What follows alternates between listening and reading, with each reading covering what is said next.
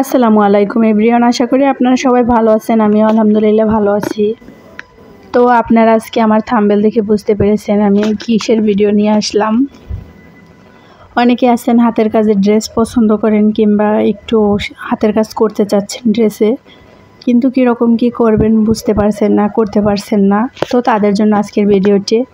তো আজকে আমি ভিডিও নিয়ে আসলাম কিছু গলার ডিজাইন, হাতের কাজের ড্রেসের গলার ডিজাইনের ভিডিও, নিক ডিজাইন আর কি।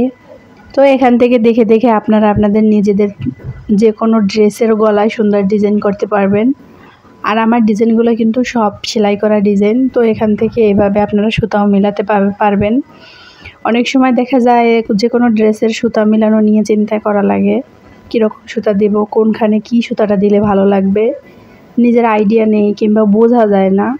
কিন্তু আমার দেয়া ভিডিও দেখলে আপনারা শুধুমাত্র ডিজাইন পছন্দ করে ওইভাবে ওই ডিজাইনে ওই রকম সুতা দিয়ে সেলাই করবেন।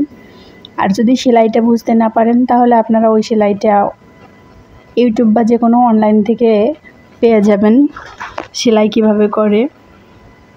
তো আজকে আমার ভিডিওগুলো শুধু গলার ডিজাইন। তো আপনারা যদি চান আর কোনো ডিজাইন কিংবা আর কোনো যে কোনো কিছুর উপরে ডিজাইন পেতে চাইলে আমাকে কমেন্ট করে জানাবেন, আমি আপনাদের ভিডিও দেওয়ার চেষ্টা করব। তো অনেকে আছে জামা হাতে কাজ করতে চায় কিংবা হাতে সেলাই করতে চায়, কিভাবে কি করবে বুঝতে পারছে না। তো এখান থেকে গলার ডিজাইনটা ম্যানেজ করে দিয়ে পরে ওখান থেকে দুই একটা ফুল নিচে ছিটানো ফুল দিলেও হয়ে যাবে। আর